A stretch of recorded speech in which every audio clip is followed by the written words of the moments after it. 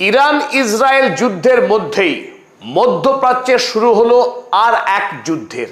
আর এই যুদ্ধ লড়ছে সৌদি আরব এবং আরব আমির শাহী।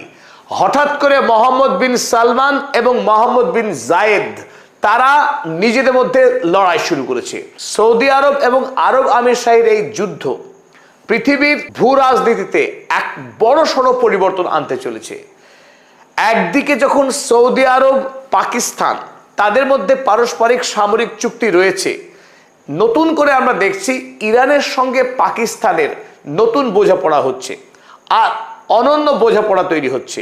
তাই এই মুহূর্তে সৌদি আরব, পাকিস্তান, ইরান এবং তার সঙ্গে ছায়ার মতো রয়েছে তুরস্ক। মধ্যপ্রাচ্যের এই গুরুত্বপূর্ণ মুসলিম রাষ্ট্রগুলো যখন ঐক্যবদ্ধ হচ্ছে, ওদিকে আমরা দেখছি আরব আমির শাহী ইসরায়েলের সঙ্গে ক্রমশ বন্ধুত্ব বাড়িয়ে জায়নবাদী আদর্শে বিশ্বাসী হয়ে উঠছে এবং আমেরিকার সঙ্গে ক্রমশ ঘনিষ্ঠতা বাড়াচ্ছে। তারাও নিজেদের মধ্যে আরব আমির শাহী, ইসরায়েল এবং আমেরিকা যুক্তরাষ্ট্র মিলিত হয়ে এক নতুন পাওয়ার ব্লক তৈরি হচ্ছে। তাই মধ্যপ্রাচ্যের এই মুহূর্তে সৌদি আরব এবং আরব আমির শাহীর মধ্যে যে সংঘাত, সেই সংঘাত পৃথিবীর ভূ রাজনীতিতে একটা বড়সড় পরিবর্তন আনতে চলেছে। চলুন আজকের এই ভিডিওতে আমরা দেখে নিই সৌদি আরব এবং আরব আমির শাহী হঠাৎ করে তারা কেন নিজেদের মধ্যে যুদ্ধে জড়িয়ে পড়ছে। আজকের এই আলোচনায় আপনাদের সকলকে স্বাগত জানাচ্ছি, আপনাদের বন্ধু অধ্যাপক আব্দুল হালিম। সৌদি আরব গোটা মুসলিম বিশ্বে যেমন সব থেকে গুরুত্বপূর্ণ মক্কা ও মদিনার জন্য, অপরদিকে এই সৌদি আরব আরব বিশ্ব নয়, গোটা পৃথিবীর তেল রপ্তানিতে সর্ববৃহৎ রাষ্ট্র। অর্থাৎ গোটা পৃথিবীতে জ্বালানি তেল রপ্তানি ক্ষেত্রে সৌদি আরব 1 নম্বর। স্বাভাবিকভাবেই সৌদি আরবের অর্থনীতি এবং তার সামরিক শক্তি আরব বিশ্বের মধ্যে সব থেকে এগিয়ে। সৌদি আরব যখন একদিকে ধর্মীয়, অর্থনৈতিক এবং সামরিক দিক থেকে আরব দুনিয়ার মধ্যে সব থেকে শক্তিশালী, ঠিক তারই পাশে আরব আমিরাত বা আরব আমির শাহী তারা গত কয়েক দশক ধরে ধারাবাহিকভাবে বাণিজ্যিক শক্তি বৃদ্ধি করেছে। বিশেষ করে এই মুহূর্তে দুবাই শহর সারা পৃথিবীর একটা বড় সংখ্যক কোম্পানির হেডকোয়ার্টার। আর দুবাই শহরকে ঘিরেই এখন পৃথিবীর বাণিজ্য, বিনোদন, পর্যটন শিল্প এখন পাক খাচ্ছে।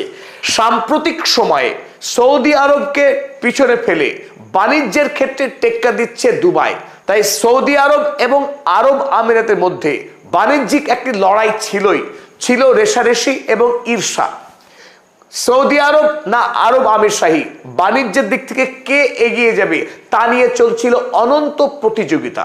আর এরই মধ্যে ইরান যুদ্ধ শুরু হবার পর সৌদি আরব এবং আরব আমিরাতের মধ্যে চাপা যে দ্বন্দ্ব ছিল, সেই দ্বন্দ্ব লাভার মতো উদ্গীরণ হয়ে গেল।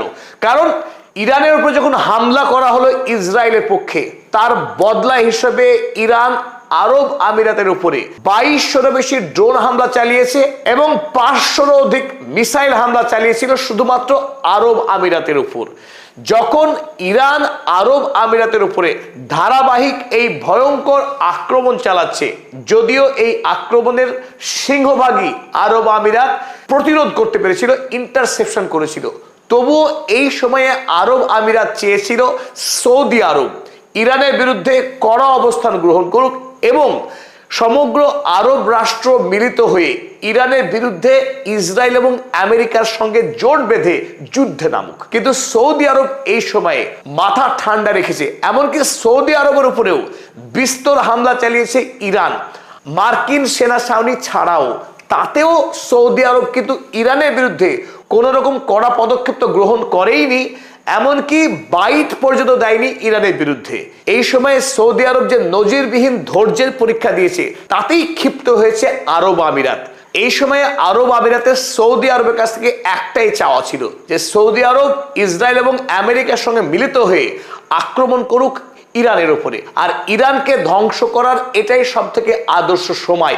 এই সময় যদি হাতছাড়া হয়ে যায়, একবার যদি ইরান বিজয়ী হয়ে যায়, এমনকি ইসরায়েল যদি ইরানকে পরাস্ত করতে নাও পারে, তাহলে আরব রাষ্ট্রগুলোর ভবিষ্যৎ অন্ধকার হবে।